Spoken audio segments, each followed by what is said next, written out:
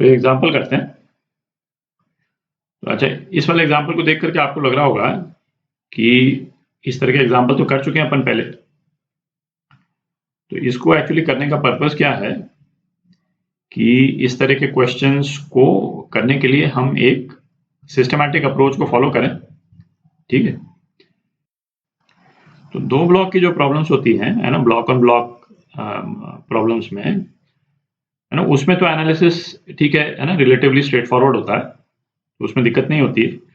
But जैसे कई बार 3 block की यदि प्रॉब्लम आ जाए, है ना, एक के ऊपर एक यदि हम 3 ब्लॉक रख दें, तो उसमें कई बार जो है वो, है ना, एनालिसिस स्ट्रेट फॉरवर्ड नहीं होता है।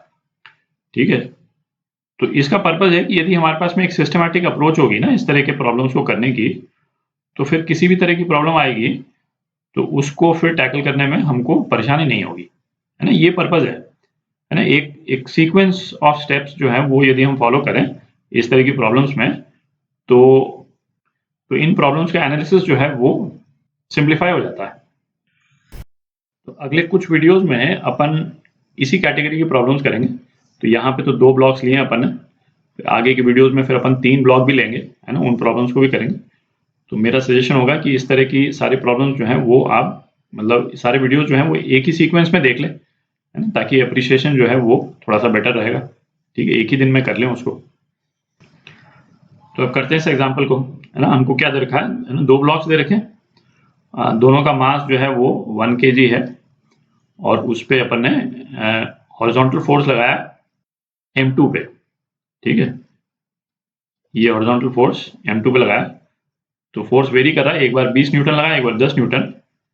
तो पूछा है कि एक्सेलरेशन क्या होगा ब्लॉक्स का, और कोएफिशिएंट ऑफ फ्रिक्शन दे रखा है ना, ये 0.2 और 0.4 जो है कोएफिशिएंट ऑफ फ्रिक्शन है इन सरफेसेस के बीच में। ठीक है, तो इस प्रॉब्लम में और इसके बाद की प्रॉब्लम्स में, है ना, जो स्टेप्स अपन फॉलो करेंगे इस तरह की प्रॉब्लम्स को करने के लिए, है ना, वो स्टेप्स को एक बार लिख लेते हैं बगल में। तो ये स्टेप्स अपन ने लिख लिए, है ना। अपन इस तरह की सभी प्रॉब्लम्स में यही सीक्वेंस फॉलो करेंगे एनालिसिस का। तो पहला स्टेप क्या हो गया, एक हम एज्यूम करें फोर्स चाहे जो लगाया हो अपन ने, ठीक, हम एज्यूम करें कि सभी ब्लॉक्स का एक्सेलरेशन जो है वो कॉमन है ना, कॉमन एक्सेलरेशन को अपन AC बोल देंगे, और उस कॉमन एक्सेलरेशन को हम कैलकुलेट करें। अच्छा, कॉमन एक्सेलरेशन कैलकुलेट करने के बाद में फिर हम ये देखें कि जैसे एक ब्लॉक तो ऐसा होगा जिसपे एक्सटर्नल फोर्स लग रहा है, जिस ब्लॉक पे एक्सटर्नल फोर्स नहीं लग रहा है, जिस ब्लॉक पे या जिस ब्लॉक्स पे, है ना, एक 2 से ज्यादा ब्लॉक्स भी हो सकती हैं, तो जिस पे एक्सटर्नल फोर्स नहीं लग रहा है उसको हॉरिजॉन्टल डायरेक्शन में तो केवल फ्रिक्शन ही मूव कर सकता है। ठीक है, जैसे इस वाले केस में M1 को कौन मूव करेगा, M1 पे जो फ्रिक्शन फोर्स लग रहा है, इसको यदि मैं F1 बोल दूं, ठीक है, वही एक्सेलरेशन दे सकता है M1 को। ठीक है, तो जो कॉमन एक्सेलरेशन हमने निकाला, तो उस कॉमन एक्सेलरेशन के लिए हमको फोर्स ऑफ फ्रिक्शन कितना चाहिए वो हम निकालें। तो frictional force needed to provide common acceleration. ठीक है, अभी करेंगे तो बिल्कुल क्लियर हो जाएगा। To provide common acceleration to block on which external force is not applied. तो इस केस में M1 को कितना फोर्स ऑफ फ्रिक्शन चाहिए वो एक्सेलरेशन के लिए। ठीक, अच्छा, यदि वो फोर्स ऑफ फ्रिक्शन अवेलेबल नहीं है, ठीक है, इसका मतलब क्या हो गया कि ये ब्लॉक जो है वो स्लिप कर जाएगा। जैसे इस वाले केस में M2 पे चूंकि हम फोर्स लगा रहे हैं, तो M2 जो है वो M1 के नीचे से स्लिप कर जाएगा। ठीक है, तो जब दोनों ब्लॉक्स स्लिप कर जाएंगे म्यूचुअली, तो फोर्स ऑफ फ्रिक्शन क्या हो जाएगा इन दोनों के बीच में, मैक्सिमम फ्रिक्शन हो जाएगा। ठीक है, तो फिर हम मैक्सिमम फ्रिक्शन को कैलकुलेट करके, और फिर ऑब्वियसली अब एक्सेलरेशन जो है कॉमन नहीं रहेगा दोनों के बीच में, तो दोनों ब्लॉक्स का अलग अलग एक्सेलरेशन निकाल लेंगे। ठीक है, तो ये सीक्वेंस हम 2 ब्लॉक प्रॉब्लम हो, 3 ब्लॉक प्रॉब्लम हो, है ना, सब में यूज करेंगे। तो अब करते हैं इस एग्जांपल को। तो इस फिगर में बाकी फोर्सेस देखते हैं। तो M2 पे जो फोर्स लग रहा है, फोर्स ऑफ फ्रिक्शन, वो इस डायरेक्शन में लगेगा, इसको F2 बोल देते हैं। ठीक है, तो हम क्या कर रहे हैं, assume all blocks to have common acceleration and calculate common acceleration. ठीक है, तो इसके लिए रिलेशन देखते हैं। F माइनस, अच्छा F2 जो है वो तो मैक्सिमम लगेगा, M2 यदि स्लाइड करना है उसको तो F2 तो मैक्सिमम लगेगा, ठीक है। तो इसको F2 मैक्स लगाते हैं, ठीक, is equal to M1 plus M2 into a common, ठीक है। हम एज्यूम कर रहे हैं, होगा कि नहीं होगा हमको नहीं मालूम, हम एज्यूम कर रहे हैं एक्सेलरेशन कॉमन है। तो ए पार्ट कर रहे हैं अपन, ए पार्ट में एक्सटर्नल फोर्स जो है 20 न्यूटन दे रखा है, माइनस F2 मैक्स 0.4 इंटू 20, ठीक है। इन दोनों का वेट जो है वो 20 है, is equal to twice into A C, है ना। दोनों का मास जो है 1 kg ईच है, M1 प्लस M2 2 kg कर दिया। तो कॉमन एक्सेलरेशन कितना आ गया, तो कॉमन एक्सेलरेशन आ गया आपका 6 मीटर पर सेकेंड स्क्वायर, ठीक है। अच्छा, अब यदि M1 को एक्सेलरेट करना है 6 मीटर पर सेकेंड स्क्वायर पे, तो फोर्स ऑफ फ्रिक्शन चाहिए कितना। M1 को तो केवल F1 ही एक्सेलरेट करा सकता है, ठीक है। तो इसको हम बोलते हैं F1 नीडेड, ठीक है। तो फोर्स ऑफ फ्रिक्शन नीडेड कितना हो जाएगा, M1 इंटू कॉमन एक्सेलरेशन, ठीक है। ये कितना हो गया 6 न्यूटन, ठीक है। इतना फोर्स ऑफ फ्रिक्शन चाहिए M1 को इस कॉमन एक्सेलरेशन से एक्सेलरेट कराने के लिए, और इसके पास में फोर्स ऑफ फ्रिक्शन अवेलेबल कितना है, F1 मैक्स, ये कितना है 0.2 इंटू इसका वेट 10, 2 न्यूटन ही अवेलेबल है। तो फोर्स ऑफ फ्रिक्शन जो है वो 2 न्यूटन ही अवेलेबल है, और हमको चाहिए कितना 6 न्यूटन। इसका मतलब क्या हो गया कि M2 और M1 जो है वो मतलब म्यूचुअली जो है वो स्लाइड कर जाएंगे, इनके सरफेस जो है आपस में, मतलब M2 जो है वो M1 के नीचे से निकल जाएगा, ठीक है। तो इसका रिजल्ट क्या आ गया, हमारा कंक्लूजन हुआ कि ये जो AC है कॉमन एक्सेलरेशन, ये अजम्पशन हमारा गलत था, ठीक है। तो इसको हमने काट दिया, और फोर्स ऑफ फ्रिक्शन जो अब लगेगा, जब हमको अब मालूम चल गया, क्या मालूम चल गया हमारे को कि ये सरफेस स्लाइड कर रहा है, ठीक है। स्लाइड कर रहा है सरफेस, इसका मतलब फोर्स ऑफ फ्रिक्शन कितना लग रहा है, F1 मैक्स लग रहा है, 2 न्यूटन के बराबर लग रहा है, ठीक है। तो अब हम A1 और A2 सेपरेटली निकाल लेते हैं, तो थोड़ी जगह बना लेते हैं। तो M2 का एक्सेलरेशन निकालते हैं पहले,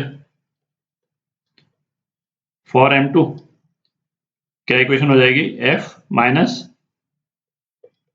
F2 मैक्स, ये तो पहले भी था, माइनस F1 मैक्स, है ना। F1 मैक्स हमारा इस रिजल्ट से आया है ना। अब क्लियर हो गया, दोनों स्लाइड कर रहे हैं आपस में।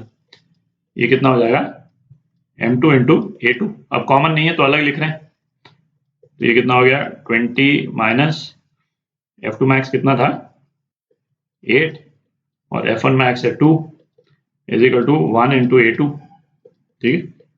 तो A2 कितना हो गया, तो A2 हो गया आपका 10 मीटर पर सेकेंड स्क्वायर, ठीक है। अच्छा, अब M1 के लिए निकालते हैं, ठीक। तो M1 पे तो फोर्स जो लग रहा है वो यही लग रहा है ना, F1 मैक्स। तो बेसिकली हो जाएगा F1 max is equal to M1 A1, इसका मतलब, और F1 2 है, M1 1 है, तो A1 कितना आ गया 2 मीटर पर सेकेंड स्क्वायर, ठीक। तो ये दो एक्सेलरेशन आ गए अपने पास में, ठीक है, जब हमने 20 न्यूटन का फोर्स लगाया। अच्छा, अब बी पार्ट करते हैं इसका, तो अब बी पार्ट कर रहे हैं अपन, है ना। B part again common acceleration निकालते हैं, ठीक है। अब की बार एक्सटर्नल फोर्स कितना है 10 न्यूटन, F2 मैक्स ये तो 8 है, ठीक, 0.4 इंटू 20, और 2 इंटू कॉमन एक्सेलरेशन, तो कॉमन एक्सेलरेशन कितना आ गया 1 मीटर पर सेकेंड स्क्वायर, ठीक। अब force of friction needed F1 needed, ठीक है, M1 को कॉमन एक्सेलरेशन प्रोवाइड करने के लिए, ये कितना हो जाएगा M1 AC, तो ये हो गया 1 न्यूटन। और जैसे आपने अभी निकाला था F1 मैक्स अवेलेबल कितना है इन दोनों सरफेस के बीच में,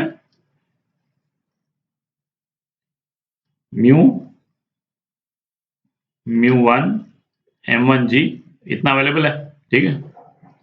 ये कितना है 2 न्यूटन के बराबर। तो इस वाले केस में जितना फोर्स ऑफ फ्रिक्शन रिक्वायर्ड है 1 न्यूटन रिक्वायर्ड है उससे ज्यादा अवेलेबल है, ठीक है। तो इस वाले केस में ये दोनों ब्लॉक्स कॉमन एक्सेलरेशन के साथ मूव करेंगे और कॉमन एक्सेलरेशन क्या होगा इनका, ये कॉमन एक्सेलरेशन होगा, दोनों ब्लॉक्स का एक्सेलरेशन सेम। अच्छा इस वाले केस में एक चीज जरूर ध्यान दें कि अब जो दोनों सरफेस के बीच में जो फोर्स ऑफ फ्रिक्शन होगा, ठीक है, वो फोर्स ऑफ फ्रिक्शन कितना होगा, ये नहीं होगा, ठीक है। क्यों? क्योंकि ब्लॉक स्लाइड नहीं कर रहे हैं आपस में, फोर्स ऑफ फ्रिक्शन इतना ही होगा जितना चाहिए, कॉमन एक्सेलरेशन देने के लिए जितना चाहिए उतना ही होगा, है ना। तो फोर्स ऑफ फ्रिक्शन जो है दोनों के बीच में 1 न्यूटन ही होगा, ठीक है। यदि हम इस फोर्स ऑफ फ्रिक्शन को लगा करके यदि m2 का एक्सेलरेशन निकालें तो 1 मीटर पर सेकंड स्क्वायर ही आएगा, ठीक है। तो निकालते हैं जरा एक बार, है ना, a2 एक्सेलरेशन निकालते हैं। तो f माइनस इस इक्वेशन को रीराइट कर रहे हैं,